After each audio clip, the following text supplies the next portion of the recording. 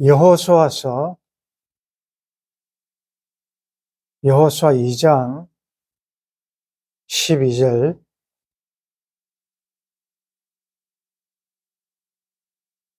그러므로 이제 청하노니 내가 너희를 선대하였은즉 너희도 내 아버지의 집을 선대하도록 여호와로 내게 맹세하고 내게 정표를 내라.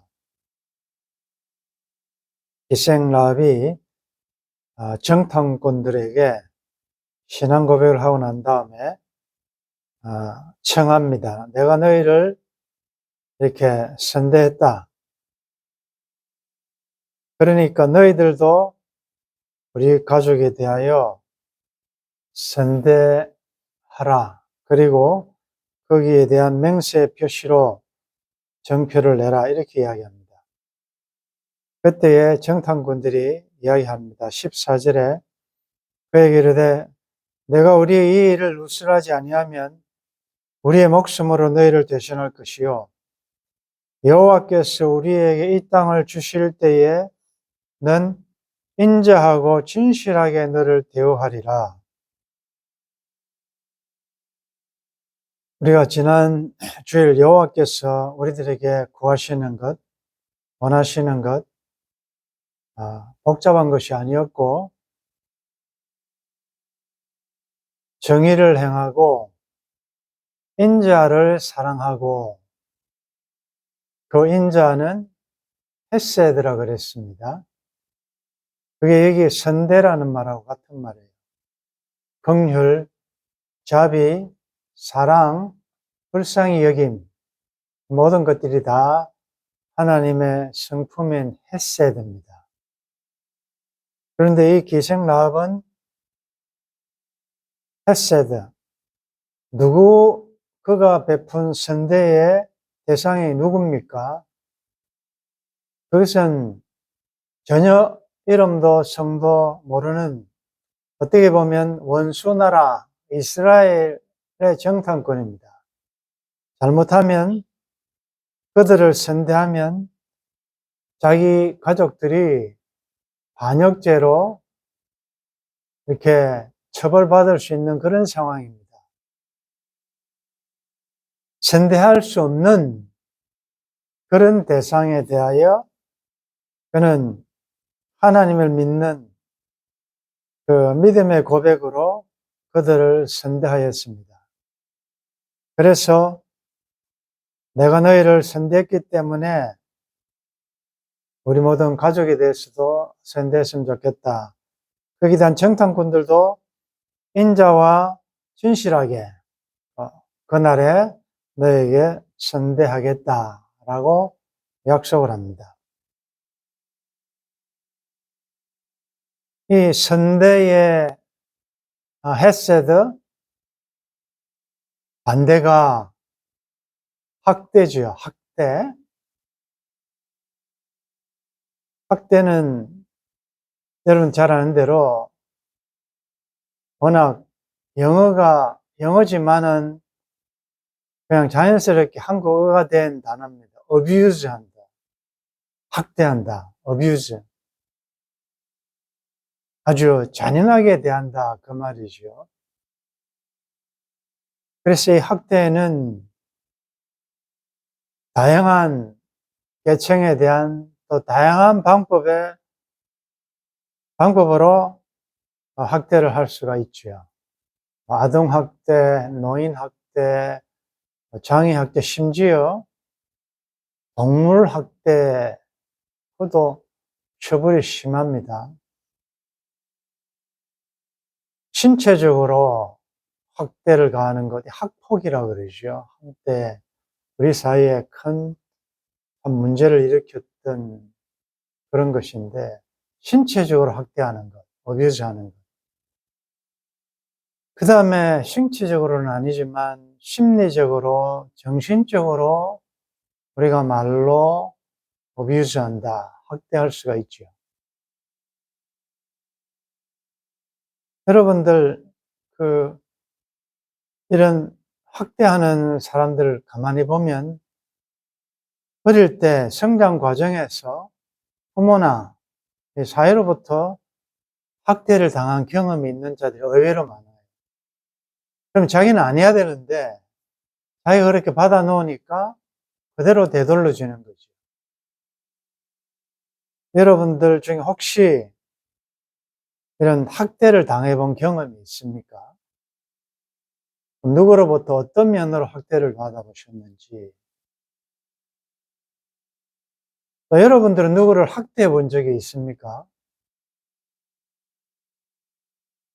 나는 그렇지 않은데 무의식 중에 하는 나의 말과 행동을 통하여 상대방은 학대를 받는 것과 같은 그런 감정을 느낄 수가 있는 것이죠. 반대로 여러분들은 선대를 받아보신 적이 있습니까? 여러분 힘들 때 누구로부터 어떤 면으로 선대를 받아보셨는지, 또 나는 누구에게 선대를 베풀었는지를 한번 적용을 해볼 수가 있겠습니다. 구약에 보면 많은 부분에 있어서 하나님은 고아와 과부, 약자들에 대해서 관심이 많으십니다. 출애굽기 22장 21절에 너는 이방 나그네를 압제하지 말며 그들을 학대하지 말라. 너희도 애굽 땅에서 나그네였음이라. 학대하지 마라.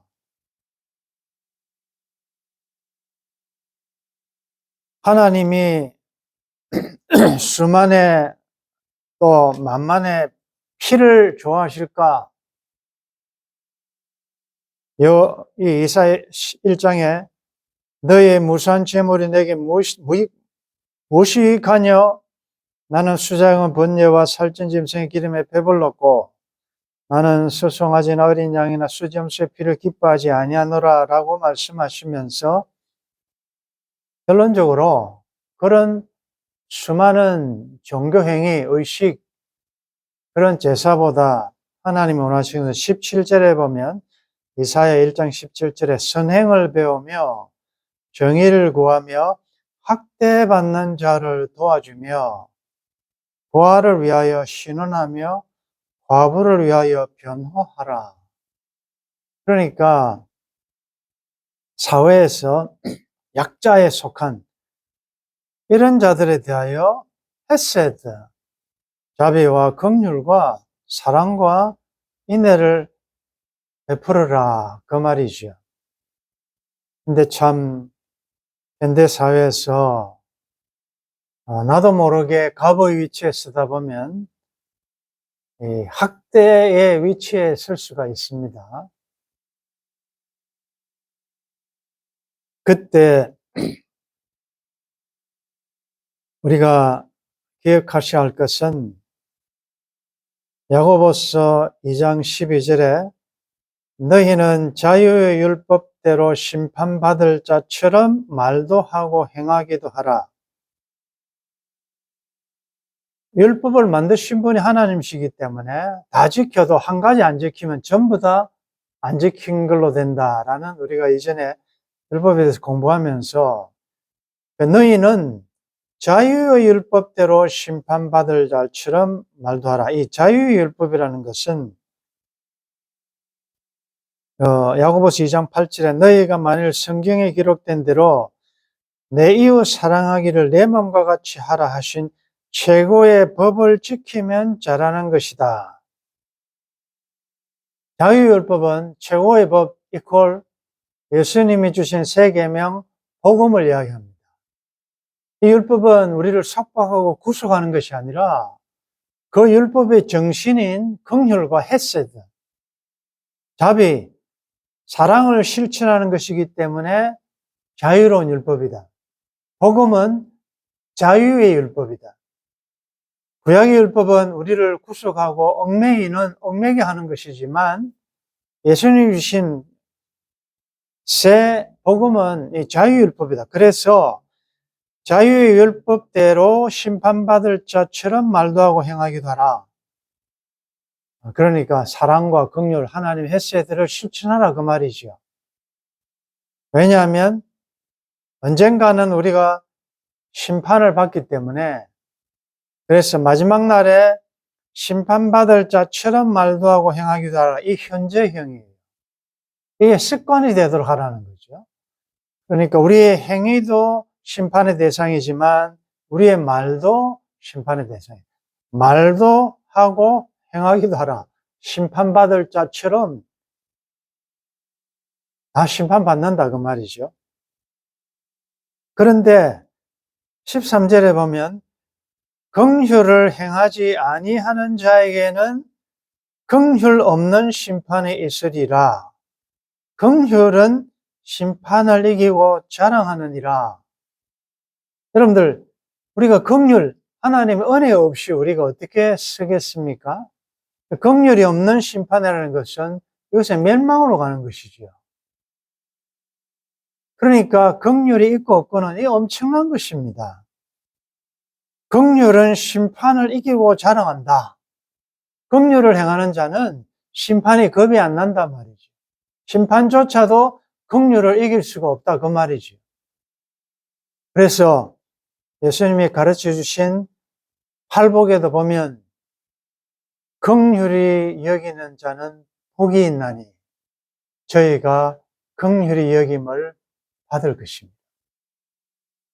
우리가 긍휼이 없이 은혜 없이 어떻게 우리가 그 앞에 심판대 앞에 설 수가 있겠습니까? 그 긍휼이 필요한데 그럼 그날에 누가 긍휼을 받느냐? 긍휼이 행한 자. 그런데 이 선대가 참 쉽지 않다는 거죠. 대개 이렇지 않습니까? 그 사람이 나를 학대하면 나도 거기에 대한 눈에는 이로, 눈에는 눈으로, 이에는 이로 나도 보복하죠. 나도 학대하죠. 그건 세상의 일반적인 원칙이죠. 그리고 그 사람이 나에게 선대하면 나도 선대하죠. 이게 세상에서 다 볼 수 있는 거예요. 나에게 잘해주는 사람한테, 코드가 맞는 사람한테 잘할 수 있죠. 또 마음에 안 드는 사람한테는 뭔가 선대가 잘 안 된단 말이죠.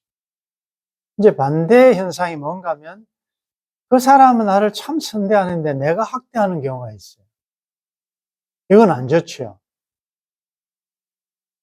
그 다음에 성경이 이야기하는 그리스도인들은 하나님의 긍휼을 입은 자들은 그 사람이 나에게 선대하든 학대하든 상관없이 그가 나를 학대해도 나는 선대하는 것입니다. 이것이 모든 사람으로 더불어 화평하라, 화목하라.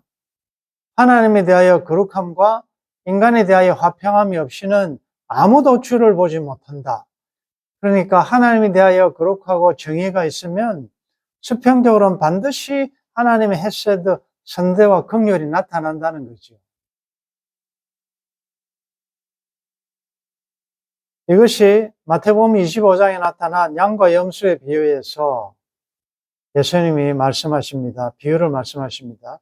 내가 줄일 때에, 목마를 때에, 헐벗었을 때에, 병들었을 때에, 갇혔을 때 너희들이 나를 선대했다. 먹을 것이 없고 입을 것이 없고 마실 것이 없고 돌보았다. 이게 선대라는 거죠. 우리가 언제 그랬습니까? 지극히 작은 자에게 한 것이 나한테 한 것이다.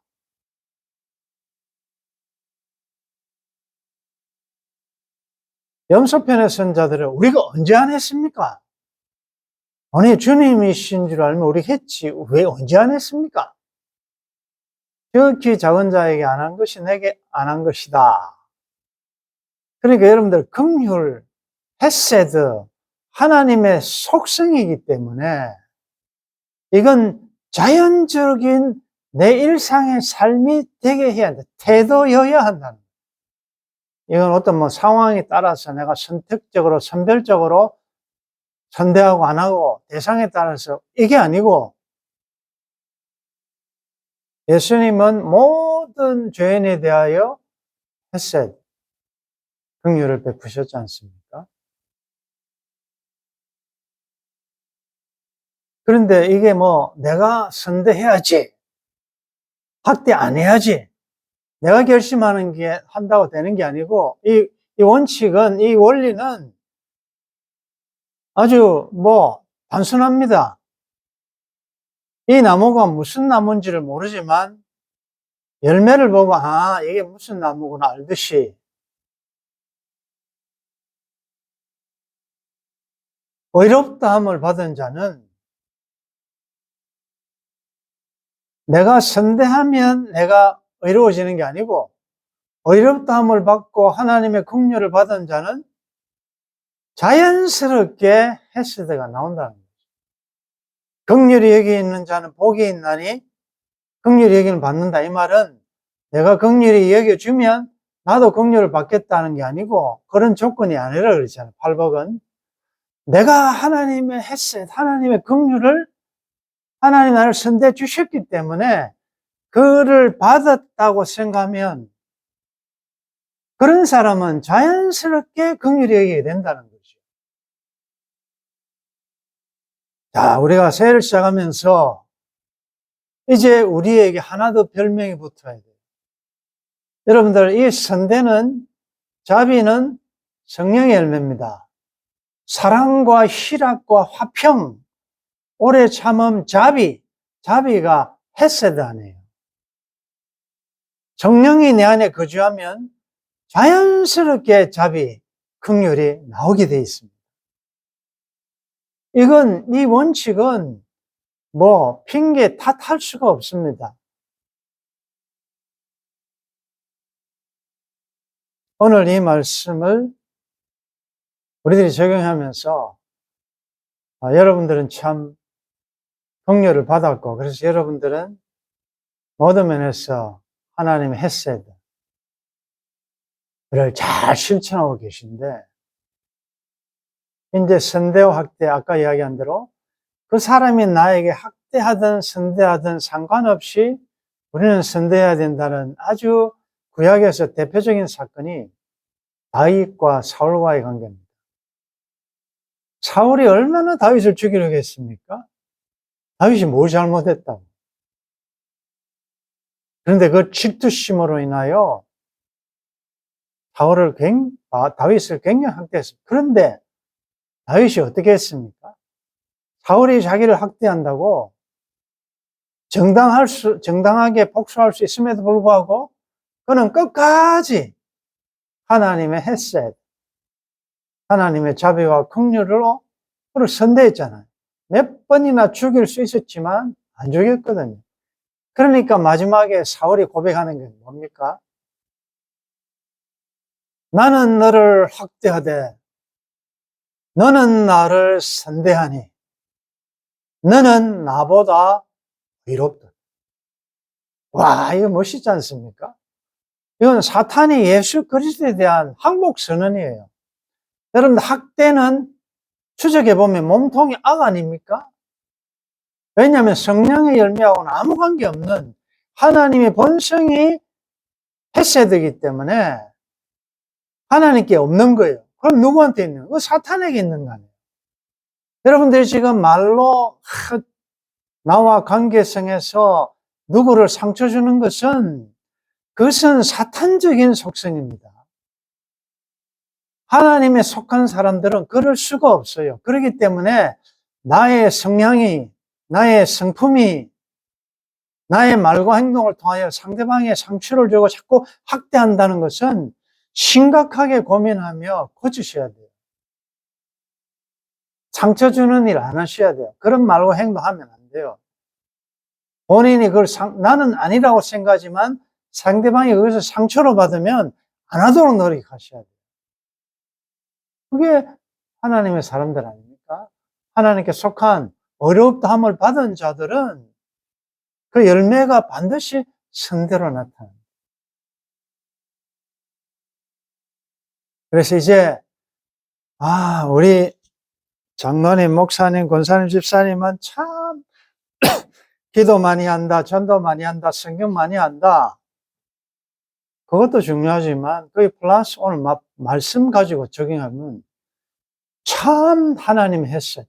자비, 긍휼, 불쌍히 여김. 자비가 참 많다. 그게 들어가야 되잖아요. 그게 당연히 들어가야 된다. 왜? 그게 하나님 본성, 우리가 하나님 닮기를 원하고 주의 형상 닮기를 원하는데 하나님의 성품 자체가 헤세드, 자비와 긍휼인데 아니 우리가 지금 이렇게 오래 믿었고 닮아가면 자연스럽게 이제 나와야 되지 않습니까? 기생락은 정말 선대할 수 없는 그들을 선대함으로 그 여리고가 무너지는 날 하나님의 선대를 받았습니다.